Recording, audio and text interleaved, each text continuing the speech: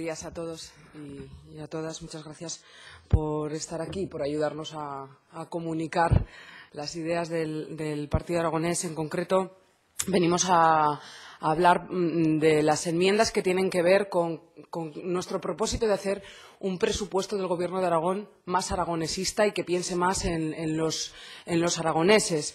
Y por eso lo centramos en varios aspectos. Por un lado, en lo que tiene que ver con la financiación, por otro lado, lo que tiene que ver con el territorio y, por otro lado, con todas aquellas enmiendas que son de un carácter muy aragonesista y que probablemente pues ningún otro, bueno, probablemente no, seguro, ningún otro grupo parlamentario las habrá planteado, pero esperamos pues tener el apoyo de los diferentes grupos.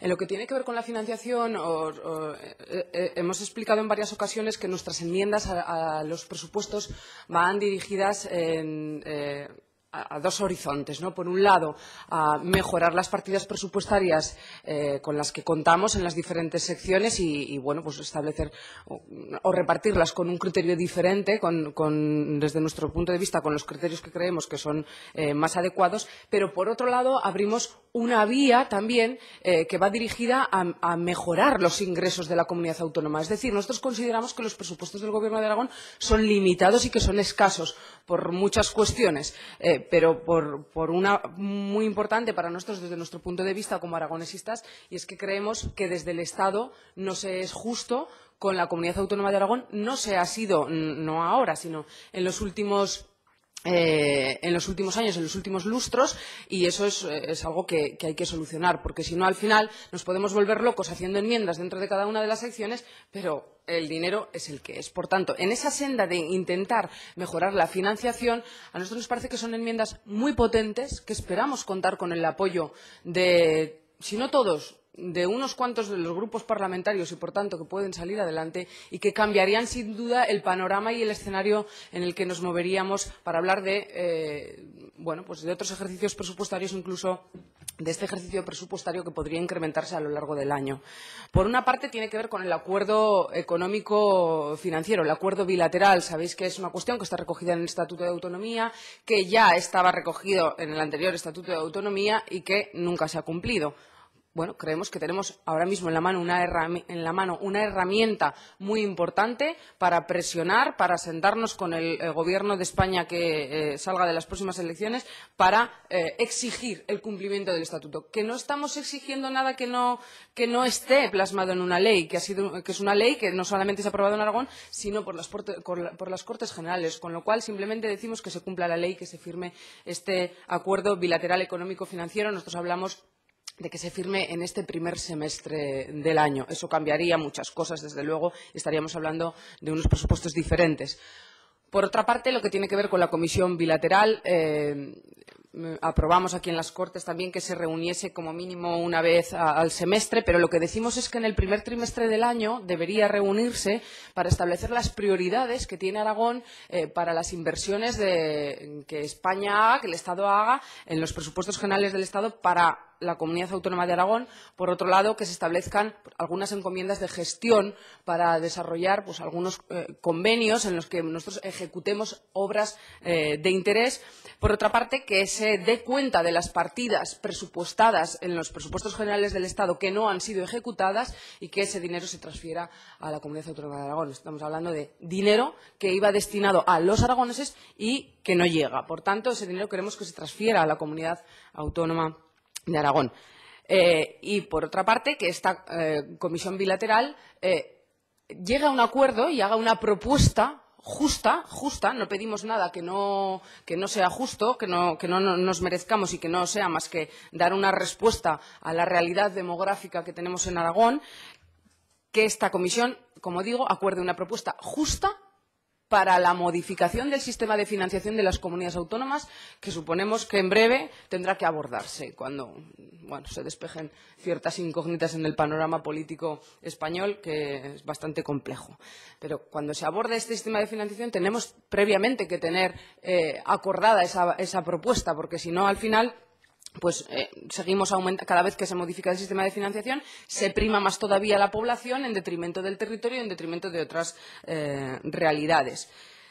Y otra tercera cuestión que tiene que ver con esta financiación, y es un concepto del que muchas veces hablamos como si fuese un concepto ciertamente pues un tanto etéreo o vago, y creemos que es el momento de ponerlo negro sobre blanco, y hay que calcular la deuda histórica. La deuda histórica que el Estado español tiene acumulada con la Comunidad Autónoma de Aragón, y lo que decimos es que en el primer semestre, ya no decimos más, pero en el primer semestre que se remita a la Comisión Institucional de las Cortes un informe donde el Gobierno de Aragón haya hecho un cálculo de cuál es la deuda histórica aproximada de estos 30 años de España con Aragón. Y hablamos de cuando se han modificado tributos cedidos de forma unilateral por parte del Estado, que nadie nos ha preguntado nada, que nadie ha dicho, simplemente eran unos tributos cedidos que los han modificado. Por tanto, hemos dejado de ingresar dinero. Cuando se ha elaborado legislación básica, que luego hemos tenido que aplicar, pero que no ha venido suficientemente dotada, cuando se nos han transferido competencias que tampoco han sido suficientemente dotadas, y, por tanto, eso ha supuesto, tanto para aplicar la ley como para desarrollar o llevar a cabo esas competencias, hemos tenido que detraer fondos propios, fondos que hubiesen ido destinados a otras cosas en Aragón. Por otra parte, también las partidas de los presupuestos generales del Estado, que a lo largo de todos estos años se han presupuestado y no se han ejecutado, y esas partidas de los presupuestos también que han sido insuficientes en cuanto a que no han tenido en cuenta la realidad demográfica de Aragón. Saben que somos el 3% de la población, pero el 10% del territorio. Más bien, siempre los presupuestos generales del Estado para Aragón siempre han estado mucho más cerca del 3% que del 10%. Indudablemente no se han tenido en cuenta esas variables. Introducimos un aspecto, es que haya una reunión urgente de esta cuestión, que se convoque urgentemente la comisión bilateral para establecer un acuerdo y un cronograma para saldar la deuda. Ya digo, probablemente esa deuda no llegue a saldarse en su totalidad, pero creemos que sería una herramienta muy importante para que Aragón exija y solicite al Gobierno de España pues que se nos salde toda la posible de esa deuda acumulada, porque estamos hablando de defender dinero para los aragoneses, dinero que luego se plasma en realidades en el día a día que todos podríamos disfrutar, y que desde luego a todas las personas que tienen serias dificultades, pues especialmente porque tendrían acceso. Saben, hice una interpelación al consejero de Presidencia y saqué un gráfico que me parece muy interesante en estudios rigurosos de personas científicas que profundizan sobre el tema de la financiación autonómica. Se demuestra cómo un ciudadano vasco percibe, no directamente, no es dinero que le vaya al ciudadano vasco, sino a través de la prestación de los diferentes servicios de su comunidad autónoma, el doble de dinero público que un aragonés. Entonces, es muy interesante este debate de los presupuestos, que hagamos todas las enmiendas del mundo y que intentemos pues mejorarlos cada grupo parlamentario desde su punto de vista. Desde luego, nosotros creemos que con nuestras enmiendas se mejoraría el presupuesto que nos trajo, el proyecto que nos trajo el Gobierno de Aragón, pero de poco nos sirve si no logramos cambiar esa realidad. Y es que no tiene por qué un ciudadano aragonés percibir la mitad que un ciudadano vasco. Desde otro punto de vista, hay una serie de enmiendas que van dirigidas a todo el tema del territorio, que está, de alguna forma es defender también nuestra identidad, y desde el aragonesismo, pues porque es defender la realidad que tenemos en Aragón, y una de nuestras señas de identidad fundamentales que nos definen es nuestra estructura demográfica, territorial, etcétera, etcétera. Por tanto, desde ese punto de vista, nosotros desde el Partido Aragonés tenemos muy clara la defensa del territorio, pero del territorio no como una entelequia, sino de las personas que vivan en el territorio. Es decir, de que haya vida más allá, hay vida inteligente más allá de la ciudad de Zaragoza. Y es así. O sea, todo lo que es fuera del área metropolitana de Zaragoza, que tiene pues otras singularidades, otras posibilidades, otras ventajas, otros servicios, etcétera, etcétera, tenemos que preservarlo y tenemos que intentar salvaguardarlo y hacer una discriminación positiva hacia ese medio rural en el sentido más amplio, porque indudablemente también hay ciudades medias que no son pequeños municipios. Pero al final, cuando se le da ese hachazo a los presupuestos de las comarcas, lo que se está haciendo es generar una brecha y una desigualdad entre las personas que viven en Zaragoza y su entorno metropolitano y el resto de los ciudadanos que viven en Aragón, tremendo. Estamos hablando de que no pueden acceder, ya no en igualdad de condiciones ni parecidas, a muchos servicios que son básicos porque fundamentalmente son servicios sociales. Por un lado, en el texto articulado de la Ley de Presupuestos, lo que hacemos es retomar la idea del Fondo de Desarrollo Rural y Territorial. Saben que había en el articulado de la Ley de Presupuestos había en los ejercicios anteriores 3 fondos, uno relacionado con las políticas de inclusión más social, otro con las políticas de empleo y competitividad y otro con el territorio. A nosotros nos parece que es un síntoma de compromiso del Gobierno de Aragón con la realidad demográfica y territorial que tiene nuestra comunidad autónoma. No significa por eso que haya más dinero, pero sí significa una voluntad y un compromiso del Gobierno de Aragón. Y nosotros queremos retomarlo, aunque ese fondo en años anteriores era cofinanciado con fondos FEADER. Bueno, ahora no, pero el 50% lo ponía el Gobierno de Aragón, pues ese 50% con todas aquellas partidas que se dirijan a este fin, yo creo que tendrían que tener un reflejo en el texto articulado que, como digo, significa pues la voluntad y el compromiso del Gobierno de Aragón con la vida en el territorio. Por otra parte, también incluimos alguna enmienda dirigida a un fondo municipal. Si leen ese articulado, bueno, pues se recoge que ya hace años que está eso ahí en ese precepto, que se podrá dotar de un fondo municipal que cuente con las aportaciones de las diputaciones provinciales para, bueno, pues las entidades locales. Nosotros lo que decimos es no se podrá dotar, sino que se dote. Creemos que este es un momento en el que es una decisión que habría que tomar, que se cuente con ese dinero, con esa aportación de las diputaciones provinciales, pero añadimos una cuestión, y es que se reparta con los criterios que las Cortes de Aragón establezcan para ese fin. Es decir, no solamente el Gobierno como quiera y le dé la gana, o como buenamente considere, sino que tengamos un debate previo aquí y que establezcamos unos criterios para que se reparta ese dinero entre los municipios. Y, por último, en este apartado tenemos que hablar de las comarcas. Como digo, bueno, el recorte presupuestario ha sido brutal. De hecho, el propio Gobierno se ha autoenmendado a continuación porque ha visto que realmente que ya no es un tema de comarcas sí, comarcas no. Si las comarcas no existieran, habría que inventarlas. Y las podríamos llamar de otra manera, pero al final llegaríamos a un concepto muy parecido, porque es un instrumento para garantizar, para aproximar a los ciudadanos, para superar esa brecha entre lo rural y lo urbano y para garantizar esa igualdad de oportunidades entre todos, vivamos donde vivamos. En el texto articulado incluimos una enmienda que tiene que ver con los créditos destinados a las comarcas y nosotros decimos que, por hacer hincapié en eso, aunque huelga comentario, pero parece ser que no huelga tanto. Visto lo visto, entonces lo que decimos es que los créditos para las comarcas tendrán que ser lo suficientes para que garanticen que pueden cumplir sus competencias y desarrollar los servicios que legalmente les han sido atribuidos en las diferentes competencias que se les han sido transferidas y que, de no ser así, como es el caso en esta ocasión, se transferirán fondos desde los diferentes programas para el cumplimiento de, como digo, de la legalidad, ¿no? Que no es más que cumplir pues, las competencias que tienen y prestar esos servicios.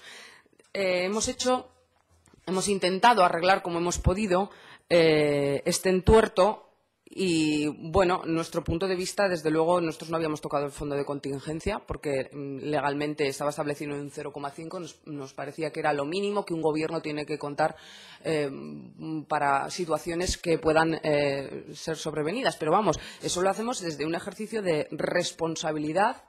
Pues es que la responsabilidad igual es que va más con nosotros que con otros, no lo sé. Y nos parece muy llamativo que el Gobierno no ejerza esa responsabilidad con respecto del tema del fondo de contingencia. Por tanto, ya hablaremos de qué hacemos con esas enmiendas, porque ya se verá, porque claro, si el propio Gobierno es el que disminuye el fondo de contingencia, que es quien más preocupado tendría que estar por garantizar que ante una situación sobrevenida puede hacer frente, pues bueno. Nosotros lo que hacemos es sacar 4,5 millones que los detraemos del Fondo de Cooperación Municipal, que, como digo, los ayuntamientos se quedarían como estaban, pero del incremento que se les atribuía en este presupuesto, pues sacamos 4,5 millones y lo metemos en política territorial, es decir, es la misma sección, destinado finalista para las comarcas para el cumplimiento de sus fines, es decir, para la prestación de los servicios que tienen el deber de prestar de acuerdo con sus competencias. 4,5 millones. Hay una peculiaridad y es que, a diferencia del dinero que vaya desde otros programas, por la propia ley de comarcalización se establecía en el inicio de las comarcas, que todavía no estaba la sección 26, bueno, pues una peculiaridad o una excepción, y es que esas partidas no tendrían por qué ser finalistas. Pero nosotros no tenemos un problema con eso. O sea, si son finalistas, o sea, podrían ser fondos incondicionados. Pero creemos que las comarcas hoy por hoy no tienen el problema de que sea incondicionado el fondo, no, sino que tengan suficiente dinero para prestar esos servicios. Por un lado serían esos 4,5 millones y, por otro lado, cifras redondeando, 4,2 millones de la sección de ciudadanía, es decir, de todo lo que tiene que ver con servicios sociales, que es el grueso, además de las competencias que tienen las comarcas. 1,2 desde la sección de economía por temas de comercio, etcétera, emprendimiento, etcétera, etcétera, y 2,9 millones de turismo. Entonces, estas son partidas que desde las diferentes secciones, desde diferentes programas, hemos creado finalistas para las comarcas. Pues bueno, no es la solución de las comarcas, pero desde luego contribuirán, esperamos, a pasar este ejercicio como mejor se pueda, y luego, viendo pues otras enmiendas que han presentado otros grupos parlamentarios, yo creo que pueden ser añadidas a las que se han presentado, de tal forma que logremos restituir de alguna manera lo que se les ha quitado. Quiero recalcar un dato, porque en algunos casos ha habido confusión y se ha dicho que las comarcas habían disminuido en 22 millones de euros. No es cierto. La sección 26 ha disminuido en 22 millones de euros para las comarcas. Cierto, 22. Pero casi 10 millones, 9.700.000 euros, si no me equivoco, de la sección en la que estaba política territorial, iban destinados también a las comarcas. Con lo cual, las comarcas han disminuido su presupuesto en 32 millones. Y quiero subrayar esto diciéndolo de otra forma. No son las comarcas, sino las personas que viven fuera del entorno metropolitano de la ciudad de Zaragoza han visto disminuido su presupuesto en 32 millones de euros para la prestación de servicios básicos. Y me gustaría decirlo así porque a veces parece que hablemos de las comarcas como si fueran un fin en sí mismas, y no lo son, ni mucho menos. Son un instrumento para conseguir un fin. Y estamos dispuestos a revisar todo, a mejorar todo y a evaluar todo lo que haga falta. Pero que no se nos olvide eso, porque son, bueno, pues realidades diferentes que tenemos en Aragón y que creemos que hay que dar respuesta a eso. Sobre esta cuestión, ¿tenéis alguna pregunta? Lo digo porque me gustaría comentar otra cosa que ha surgido y que es de actualidad, por si a alguien le interesa, pero cerramos esto si no tenéis inconveniente. 12,8.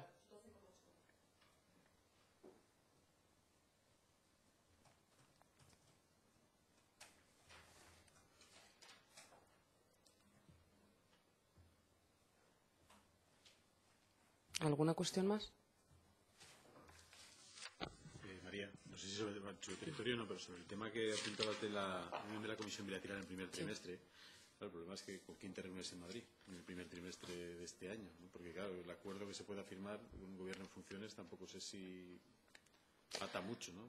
Desde luego, claro, con el panorama que tenemos, pues no sé ahora mismo lo que se podría avanzar, pero si se admite la enmienda y hay una voluntad por parte del Gobierno, ya tiene deberes para hacer, calcular la deuda histórica, etcétera, etcétera, trabajar en una propuesta para un modelo de financiación. Quiero recordar que aquí ya hace muchos años hubo una comisión específica sobre eso, sobre la modificación del sistema de financiación, hace muchos años, igual hace más de 12 o 13 años, y hay unas conclusiones que yo me las he leído y vamos, son de rabiosa actualidad, es decir, nos sirven prácticamente las mismas. Con lo cual, yo creo que si el Gobierno de Aragón cuenta con el mandato de estas Cortes, de esta Cámara, mayoritario de los grupos parlamentarios, y ojalá que fuese unánime, de trabajar en esa dirección, yo creo que el menor de los problemas será que se haga en el primer trimestre o que pudiese ser en abril, no lo sé.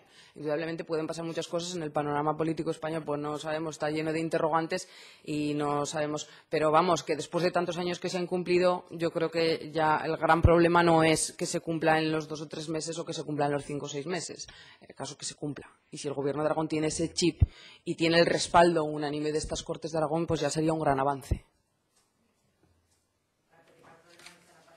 Sino en la otra parte, que el principal problema no está en la parte aragonesa sino en la otra parte, que le hace pensar, porque dicen ahora tenemos una herramienta que podemos presionar al gobierno central, que le hace pensar que si en todos estos años no se ha conseguido nada, ahora sí es el momento. Bueno, yo creo que lo que no tenemos que hacer en Aragón es resignarnos, y por ese argumento podríamos simplemente pasar y ya está y dejarlo que sigan pasando los años. A nosotros nos parece que eso no es así. El escenario político es diferente en Aragón y es diferente en España. Ojo, el gran problema es verdad que siempre ha estado en la parte del Estado, ¿no? Que no ha tenido la voluntad de cumplir nuestro estatuto de autonomía, nuestros sucesivos estatutos de autonomía. Pero yo creo que ahí tenemos también un poco que mirarnos hacia nosotros mismos. Es verdad que el Gobierno de España no ha cumplido el Estatuto de Autonomía, pero también es verdad que nosotros tenemos parte de responsabilidad. Y digo nosotros todos, cada uno en su justa medida. Pero creo que si nosotros mismos no nos creemos esto, no somos conocedores, porque yo estoy convencida de que mucha gente ni siquiera conoce de la potencia y del alcance de esta herramienta que tenemos en el Estatuto de Autonomía. Y a veces se conoce mucho más del problema de financiación y de la realidad que tienen otras comunidades autónomas que de la nuestra. Esto es así. Entonces, yo creo que si nosotros tenemos esa reivindicación clara y ahí la unión hace la fuerza, si somos capaces de unirnos las diferentes fuerzas políticas y de verdad tener ese empeño, que no estamos siendo ambiciosos ni avariciosos, ni decir es que queremos ser más que nadie, que no es el planteamiento, tampoco es esa. Yo creo que el carácter de los aragoneses tampoco es ese, no es eso. Pero la realidad es que justamente deberíamos de valorar lo que suponen los sobrecostes de la prestación de servicios aquí, de todo lo que en todos estos años no ha venido y hubiese venido, etcétera, etcétera, y tenemos en la mano una herramienta, yo creo, de verdad, para hacer una palanca importante para conseguir que se cumpla en España. Y ante el nuevo escenario que se abre, que no sabemos dónde puede quedar, pues a lo mejor es el momento y la oportunidad para estar ahí, en la línea de salida, preparados ya para poder conseguirlo. A mí me parece que podemos hacerlo y que aquí también ha cambiado el escenario político y a lo mejor, pues bueno, esto de que no haya mayorías ni aquí ni allí, pues yo creo que puede ser mayorías, digo, de un grupo, de un partido político, pues eso creo que puede ser positivo. Desde luego ahí, pues también vosotros tenéis mucho que aportar y que hacer, porque al final sois la correa de transmisión que comunica estos mensajes a la ciudadanía y que en muchos casos pues las personas conocen estas cosas o no, pues en función de lo que se transmite o de lo que somos capaces de llegar a ellos. Entonces ahí os pedimos ayuda también a vosotros. ¿Alguna cuestión más? Queríamos comentar al hilo de alguna noticia que ha salido en los últimos días, un tema por si os interesa enganchar con la actualidad para hablar de esto, porque es una iniciativa que no habíamos trasladado a los medios de comunicación y que nos parece muy interesante sobre el asunto de la jornada continua escolar, que, como sabéis, pues está de actualidad. Nosotros presentamos una proposición no de ley hace ya algunas semanas, intentando poner encima de la mesa una solución o una alternativa sobre la que debatir en estas Cortes. Sabemos que hay un proceso ahí iniciado, elaborado y que se viene trabajando, aunque no está cerrado, y hay unas propuestas encima de la mesa, pero nosotros creemos que desde estas Cortes sería interesante que nos posicionásemos los diferentes grupos parlamentarios. Es un asunto de la jornada continua escolar sumamente complejo y que tiene muchas luces y sombras, y que la verdad es que es difícil conformar una opinión colectiva en cualquier grupo, partido, agrupación. Se puede comprobar cada uno en su entorno que al final es una conversación que si se habla de esto, que se habla en cualquier sitio, pues hay opiniones muy diferentes, muy diversas y a veces no fácilmente conciliables. Creemos que tenemos que abrir este debate e intentar llegar a acuerdos. Primero, por encima de todo, creemos que tiene que estar, cualquier decisión que se tome, tiene que estar el interés de los niños. Eso para empezar. Porque aquí todos podemos opinar y pensar en unos u en otros, pero primero hay que pensar en el interés de los niños. Segundo, contar con las familias como la parte fundamental de esta decisión. Y en último lugar, no digo que no sea importante, pero en último lugar estará la opinión o los beneficios o perjuicios que pueda tener para los docentes.